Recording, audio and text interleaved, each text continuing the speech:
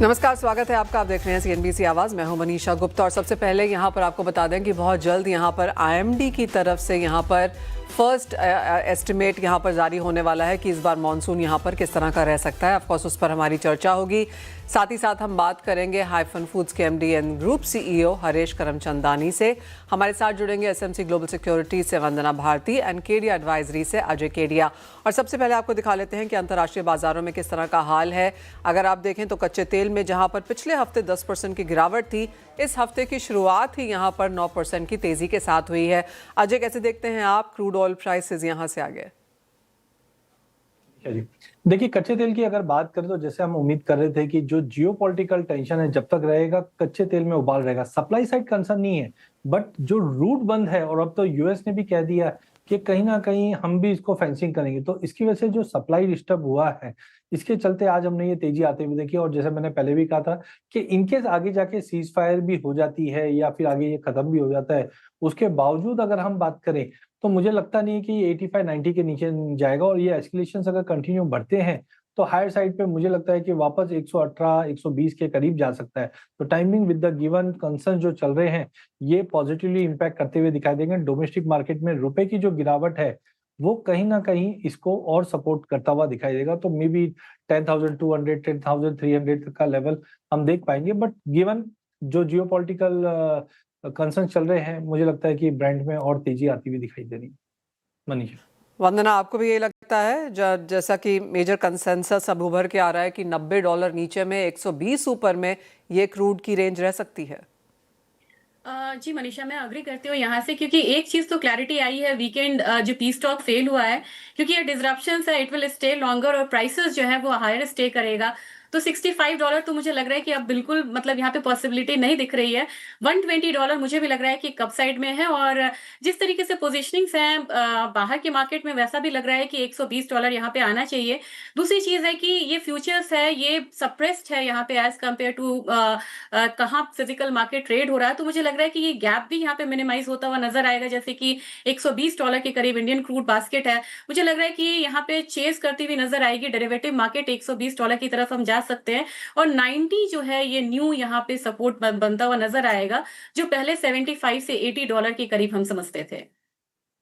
Well absolutely, जो range है यहाँ पर कच्चे तेल की वो ऊपर की तरफ यहाँ पर शिफ्ट हो चुकी है। नित ने यहाँ पर स्टेटमेंट्स हैं, डेवलपमेंट्स हैं, जिसका सीधा असर हमने यहाँ पर क्रूड में आता हुआ देखा है।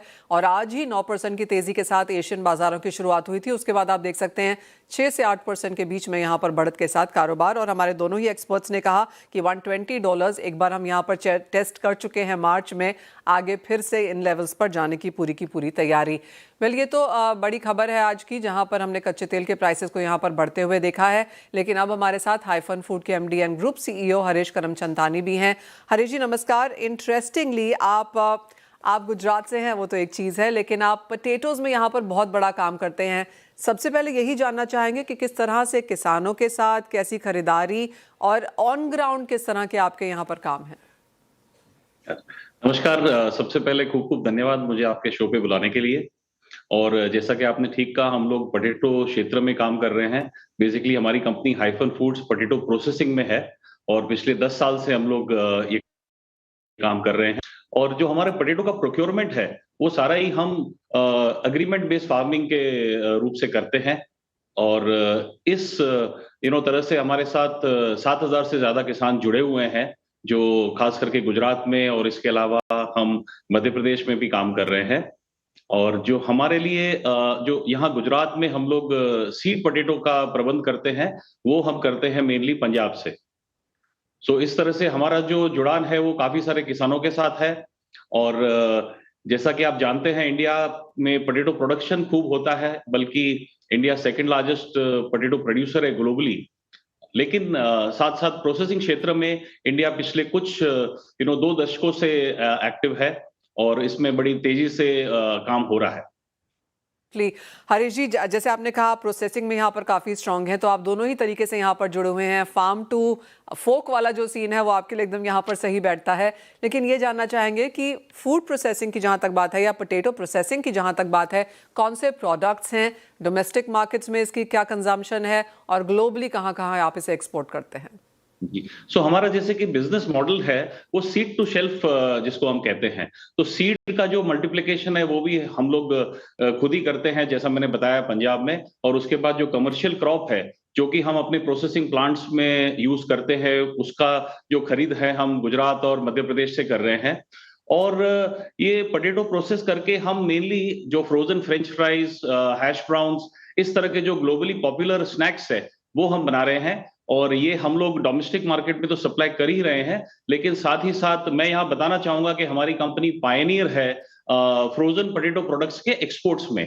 तो ये हम लोग जो एक्सपोर्ट्स कर रहे हैं वो काफी सारे देशों में जो इंडिया से नजदीक हैं, साउथ ईस्ट एशिया, फार ईस्ट, मिडिल ईस्ट, ये सारी कंट्रीज में जो पहले निर्भर थे यूरोप और यूएस पे, यहाँ अब इंडिया जो है एक मैन्युफैक्चरिंग हब की तरफ उभर रहा है। और इसी तरह हम लोग करीब 40 से 45 देशों में अपना एक्सपोर्ट कर रहे हैं। और साथ ही साथ डोमेस्टिक मार्केट के लिए जो पोटैटो बेस्ड प्रोडक्ट्स है, पोटैटो जैसा आप जानते हैं एक वर्सेटाइल सब्जी है, जिसके साथ और भी कई तरह की सब्जियां और अलग अलग प्रोडक्ट्स जैसे डेयरी प्रोडक्ट्स, चीज वगैरह मिक्स करके कई सारे प्रोडक्ट्स बनाते हैं हम लोग। आलू टिक्की हो गया, मुंबई आलू वड़ा, बर्गर पैटीज। तो ये डोमेस्टिक चैनल्स में, होरेका में, क्यूएसआर चैनल्स में हम लोग देश भर में सेल्स एंड डिस्ट्रीब्यूशन नेटवर्क हमने अपना डेवलप किया है, जहां हम सप्लाई कर रहे हैं। हरीश जी, एक जैसे आपने कहा प्रोसेसिंग ऑफ कोर्स इंडिया के लिए काफ़ी सपोर्टिव एंड पॉजिटिव है यहाँ पर, इसमें R&D में किस तरह का एक्सपेंडिचर है आपका, वो तो एक, और दूसरा किस तरह की ग्रोथ आपने यहाँ पर देखी है अपने काम में? हाँ जी।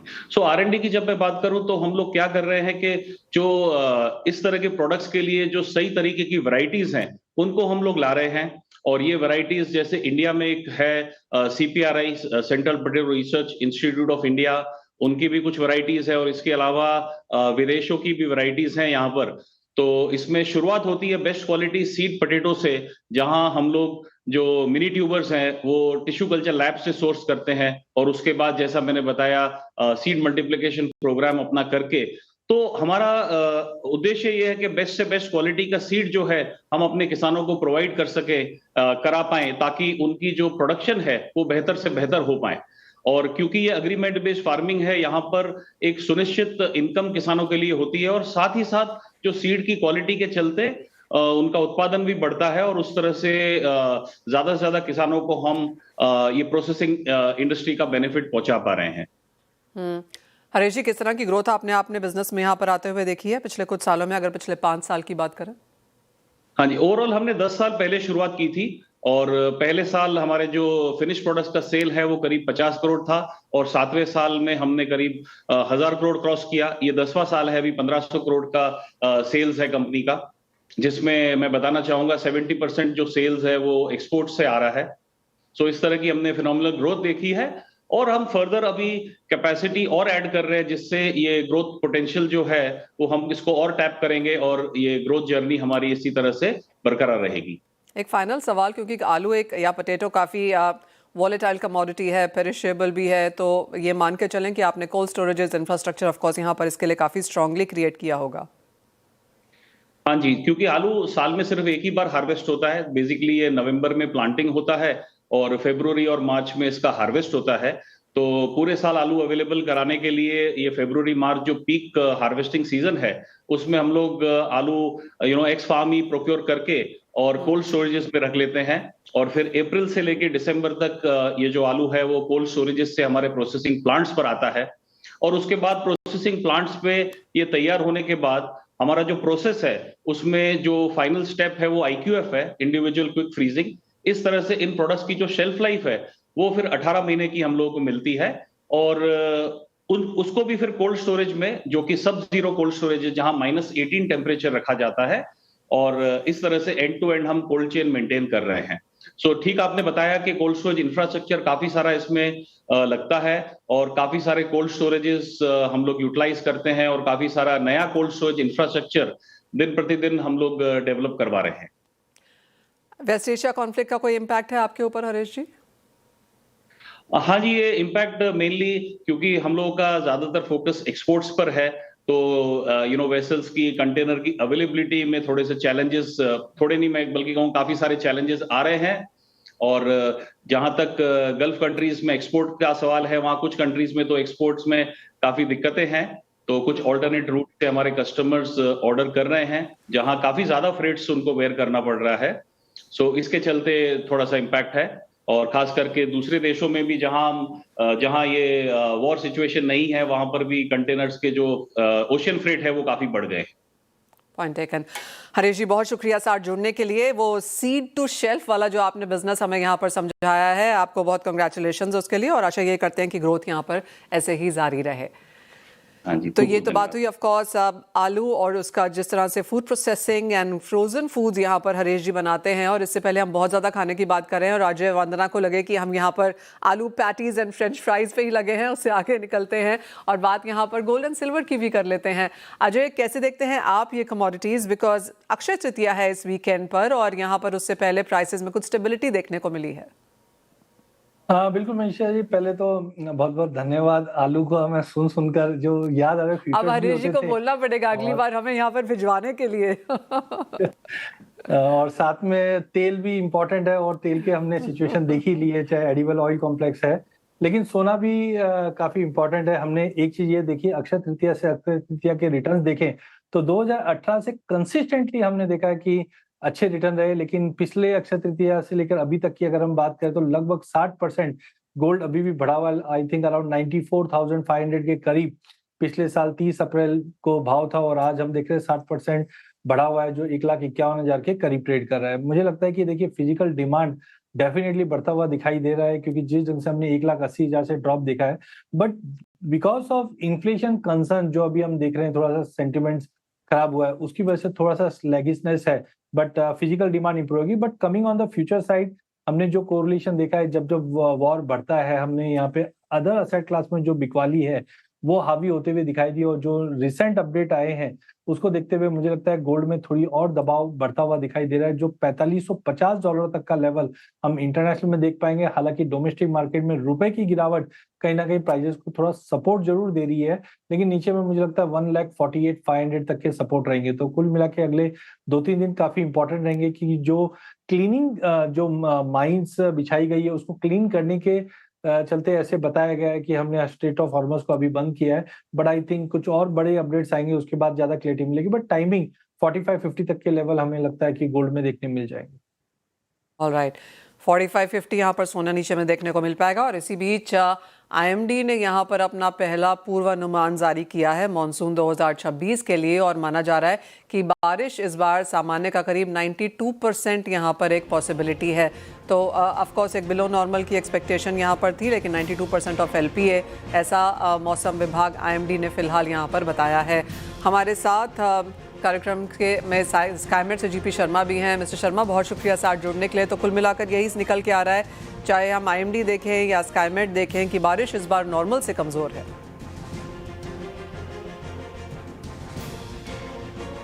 ओके, मिस्टर जीपी शर्मा को यहाँ पर जोड़ने की कोशिश करेंगे, लेकिन वंदना आपकी क्या सेंस है? बिकॉज बारिश कमजोर है, एग्रीकल्चर की तरफ ऑफकोर्स यहाँ पर ध्यान रहेगा। सारी की सारी बुरी खबरें इस साल में शुरुआत हुई है और ये एक और है।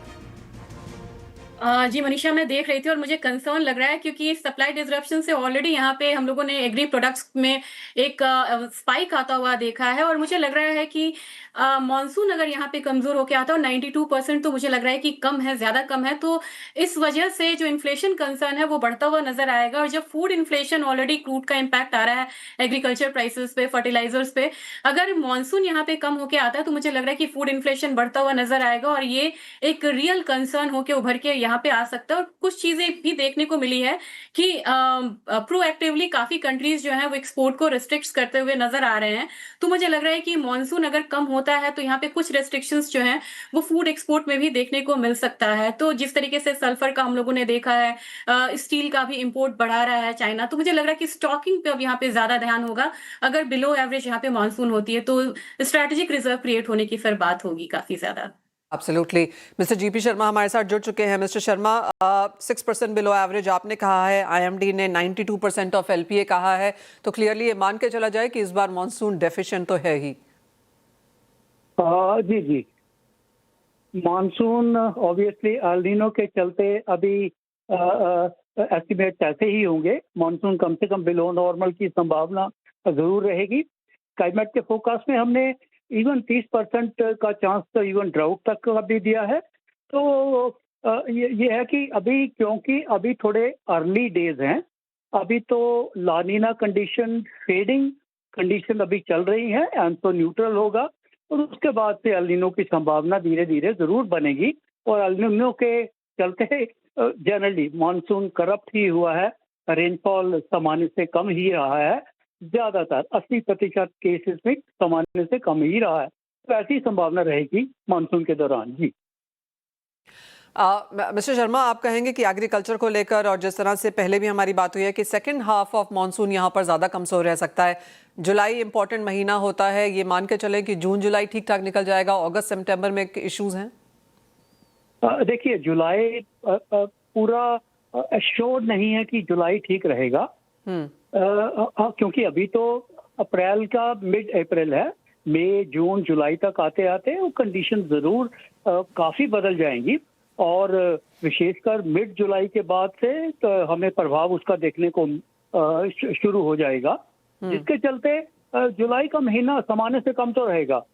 अब कितना कम रहेगा, क्वेश्चन सिर्फ ये है, और विशेषकर उसका सेकंड हाफ होगा, जो कि बहुत इंपॉर्टेंट होता है खेती के पॉइंट ऑफ व्यू से। तो और जुलाई और अगस्त, ये 2 महीने कोर मानसून मंथ, हमें these will leave some anxious moments, I will say this time, सामान्य से कम रेनफॉल, और विशेषकर अगस्त में तो रहेगा ही रहेगा। जुलाई, मिड जुलाई के बाद हमें उसका प्रभाव देखने को मिलना शुरू हो जाएगा। जी, पॉइंट टेकन मिस्टर शर्मा, बहुत शुक्रिया साथ जुड़ने के लिए। तो क्लियरली चिंताएं यहाँ पर एब्सोल्युटली हैं, ऑफ कोर्स अर्ली डेज हैं, लेकिन चाहे वो गवर्नमेंट फोरकास्टर है या प्राइवेट फोरकास्टर है, आईएमडी और स्काईमेट दोनों का ही मानना है कि एल निनो की चिंता बरकरार रह सकती है आगे जाकर। ऑफ कोर्स यहाँ पर कमज़ोर पड़ने का अनुमान भी है, लेकिन as of now below normal monsoon यहाँ पर हमने दोनों ही तरफ से आता हुआ देखा है। मलिसी के साथ एक ब्रेक लेने की भी यहाँ पर ज़रूरत है, लेकिन ब्रेक के बाद ऑफ कोर्स इसी पर चर्चा जारी रखेंगे, हमारे एक्सपर्ट्स बने रहेंगे हमारे साथ, लेकिन फिलहाल एक छोटा सा break.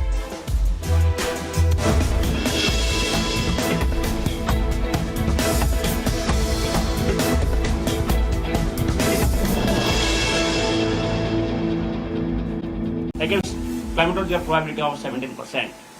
So this indicates that there is the forecast probability which is higher than the climatological probability in the category of below normal and deficient rainfall. It is almost same in the normal category, and the forecast probability is quite low in the excess and therefore excess and above normal rainfall category is ruled out, and our forecast is based on. Next, please. Now, looking at the spatial distribution of rainfall, we have prepared this forecast based on our dynamic climate forecast system. It is a robust system. It considers globally available all the climate forecast systems and chooses the best 5 global models. Based on that, we go for a multi-model ensemble scheme depending upon the weightage. And finally, this is the forecast shown here. Here you can find 3 colors. One is the yellow, orange or red, one group, which represents the below normal rainfall. Green represents, or deep green represents the normal rainfall. And blue, light blue to deep blue, represents the above normal rainfall category. These 3 rainfall categories are having probability 33%, 33%, 33% each. And the white space, what you find, there is no signal from the model. There is no projection whether it is below normal, normal, above normal. So from this diagram, you can find that major part of the country, you can say many parts of the country are associated with we can expect the below normal rainfall in major parts of the country, except some parts in northeastern states, northwest India, and also in South Peninsula, where you can find out green and blue color. So there we are expecting above normal to normal rainfall activity. Next slide, please. So if I summarize, the southwest monsoon seasonal rainfall, June to September, over the country as a whole during 2026 is very likely to be below normal category. The below normal is defined as 90% to 95%. Normal is defined as 96% to 104%. So in that sense, it is expected that it will be in below normal category.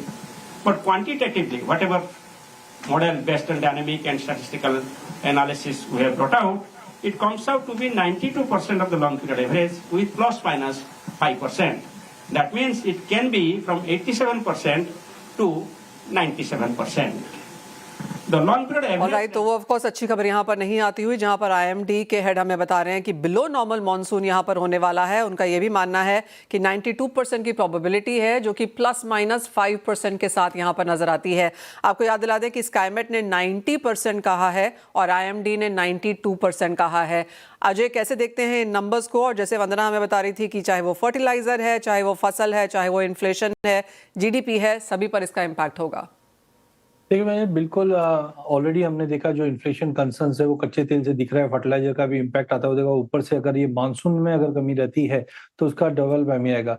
But एक चीज और मैं बता रहा हूँ, जो हमने पहले भी डिस्कस किया था कमोडिटी सुपर साइकिल, उसमें जैसे लग रहा था कि एग्री कमोडिटीज में कुछ बड़ा हो सकता है, बट ये उम्मीद नहीं थी कि मानसून को लेकर था। बट जिस ढंग से है तो आप पल्सेस है, सोयाबीन है, कॉटन है, मेज है, ये जितनी भी क्रॉप है इस पे कहीं ना कहीं बड़ा इम्पैक्ट पड़ता हुआ दिखाई देगा, क्योंकि ये सारे के सारे रेनफेड क्रॉप्स है। भाव में ऑलरेडी हम देख रहे हैं कि सोयाबीन में अभी रिसेंटली काफी अच्छे मूव आया है, और बाकी कमोडिटीज में खास करके पैडी की भी अगर बात करें, ठीक है सप्लाई ठीक है हमारे पास, लेकिन कुल मिला के मुझे लगता है पल्सर, सोयाबीन, कॉटन, मेज, राइस, जितनी भी रेनफेड क्रॉप है इन सब पे हम एक इम्पैक्ट आते हुए देखेंगे। ओह एब्सोल्युटली। वंदना, आपको भी लगता है? और जैसे अजय कह रहे हैं कि जो रेनफेड कमोडिटीज हैं, चाहे वो दालें हैं, खाने के तेल हैं, सोयाबीन, स्पेशली कॉटन, सभी में यहाँ पर चिंता है। जी मनीषा, इनपुट कॉस्ट यहाँ पे बढ़ने वाला है क्योंकि मानसून कम होगा तो यहाँ पे सिंचाई करनी होगी और उसका कॉस्ट जो है वो बहुत ज्यादा होगा। तो सीड्स, फर्टिलाइजर्स और यहाँ पे जो सिंचाई का होगा वो भी कॉस्ट यहाँ पे बढ़ने वाले हैं। और कमोडिटीज ने रिएक्शन देने शुरू कर दिए। मैं ग्वार देख रही थी, ग्वार में बड़ी अच्छी मूव यहाँ पे आ रही है। तो मुझे लग रहा है कि जो रेन सेंसिटिव कमोडिटीज है उनमें यहाँ पे अच्छी मूव्स आ सकती है, जिसमें ग्वार भी एक है। 58 से लेके 5850 तक मुझे ग्वार सीड लग रहा है। ग्वार गम में भी एक रिएक्शन आता है, तो यहाँ पे मुझे 11,000 11,500 तक लगेगा। तो कुछ इमीडिएट रिएक्शन है, लेकिन इसका जो लॉन्ग टर्म इम्पैक्ट आएगा इस बारी वो बहुत ज्यादा यहाँ पे हो सकता है। गुआर में ऑलरेडी यहाँ पर तेजी देखने को मिली है। अजय, अगर कोई कॉल्स लेनी हो, और आई रिमेंबर आपने ये बिल्कुल सही कहा था कि एग्रीकल्चर कमोडिटीज नेक्स्ट चीज होनी चाहिए देखने के लिए, क्या कुछ वो 2-3 कमोडिटीज हैं जिन पे आपकी नजर रहेगी, जो हाँ आपको लगता है कि पोजीशंस बिल्डअप की जा सकती हैं? देखिए, सबसे पहले अगर हम बात करें तो we were more bullish on spices, जिसके अंदर धनिया हमने ऑलमोस्ट साल भर में डबल होते हुए देखा है। हल्दी के अंदर भी हमने बैलेंस शीट देखी, बट टाइमिंग थोड़ा पुल बैक दिखा रहा है। बट ओवरऑल मुझे लगता है सबसे पहले अभी भी मेरा बुलिशनेस धनिया में कायम रहेगा, जहाँ पे मई वायदा 12,900 के करीब लेना चाहिए। 12,400 का स्टॉप लॉस लगाइए, 13,800 का इमीडिएट टारगेट रहेगा। ओवरऑल मुझे लगता है 15,000 तक के भी लेवल हम देख पाएंगे डेफिनेटली। जैसे वंदना जी ने भी कहा, गवार सीड, गवार गम, ये कमोडिटीज काफी अच्छा बेस बनाकर अब उठने की तैयारी कर रही है, और हम मानसून कमोडिटी ही बोलते हैं इसको। यहाँ पे भी आप मई वायदे में 5700 पे लेके चलिए, 5550 का स्टॉप लॉस लगाइए, 6,000 का टारगेट रहेगा अगर उसको एक महीने का व्यू लेकर चलते हैं तो। गवार गम में भी 10,700 पे लेके चाहिए करंट लेवल पे, 10,100 का स्टॉप लॉस लगाइए। यहाँ पे मुझे एक बड़ा स्पाइक आता हुआ दिखाई दे रहा है, जो 12,200 तक का लेवल दिखाएगा, बट ये 1 से 1.5 महीने की अवधि का रहेगा। वहीं कॉटन सीड ऑयल केक में भी 3500 का लेवल बहुत ही बेहतरीन है, यहाँ पे आप लेके चलिए। 3420 का स्टॉप लॉस लगा के यहाँ पे भी 3700 तक के लेवल हम देख पाएंगे। तो मसाला, गवार कॉम्प्लेक्स और कॉटन सीड ऑयल केक, मुझे लगता है यहाँ पे ध्यान देना चाहिए। यहाँ पे काफी अच्छे बाउंस आते हुए दिखाई देंगे। इन सबके चलते वंदना, रुपए पे क्या इम्पैक्ट देखती हैं? मुझे लग रहा है कि रुपए पे इस पर ज्यादा इम्पैक्ट आएगा, और इन्फ्लेशन का कंसर्न तो यहाँ पे है। तो मेरे ख्याल से यहाँ पे रुपया एक बारी 96.5 से 97 भी आता है। अगर ये यहाँ पे एटलीस्ट यहाँ पे अगर अप्रैल और मई को प्रोलॉन्ग करता है ये वॉर, तो क्रूड का तो रियल इम्पैक्ट अभी हम लोगों ने देखा भी नहीं है। ऑलराइट, तो चाहे वो कच्चा तेल है, चाहे वो बारिश है, वेस्ट एशिया कॉन्फ्लिक्ट है, फर्टिलाइजर प्रॉब्लम है, ये सारी की सारी चीज़ें ऑफ कोर्स यहाँ पर इन्फ्लेशन को ऐड कर सकती हैं। और जिस तरह से कमोडिटीज़ में खेलने की बात है या फिर इन्वेस्ट करने की बात है, हेज करने की बात है, तो वो एग्रीकल्चर की लिस्ट यहाँ पर वंदना और अजय ने आपके सामने रखी ही है। वेल, इसी के साथ फिलहाल इस कार्यक्रम में इतना ही समय है। आप दोनों का बहुत शुक्रिया साथ जुड़ने के लिए। मुझे भी दीजिए इजाज़त, हम लेकर आएंगे आवाज़ समाचार।